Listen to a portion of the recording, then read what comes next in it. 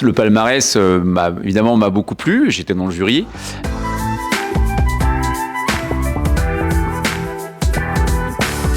Évidemment, comme je travaille dans le développement durable, le livre Cabane d'Abel Quentin, qui est lauréat du prix fiction, je trouve que c'est extraordinaire parce que c'est un livre de fiction, mais qui parle d'un rapport qui est fondateur du développement durable, qui est le rapport des Meadows, qui est vraiment sur les limites planétaires. C'est vraiment un rapport historique et pionnier. C'est un rapport visionnaire qui a été abondamment lu et cité depuis une quinzaine d'années, depuis que le développement durable a pris son essor.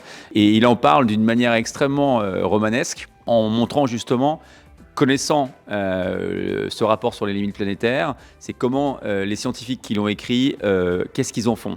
Certains l'utilisent pour transformer le monde, certains l'utilisent pour faire de l'activisme écologique, d'autres choisissent, même en connaissance de cause, de ne pas s'investir et au contraire de fermer les yeux. C'est très très intéressant sur le plan psychologique et sur les comportements des individus par rapport à des faits scientifiques sur les limites planétaires.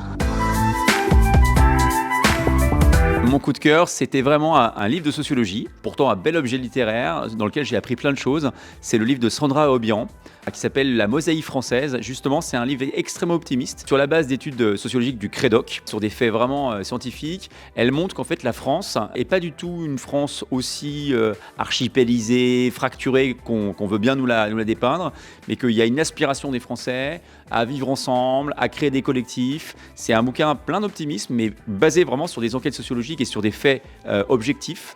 Et je trouve que ça donne beaucoup d'espoir sur la société française, le vivre ensemble. C'est un bouquin que je vous recommande vraiment de lire. Vraiment très très bel ouvrage de sociologie.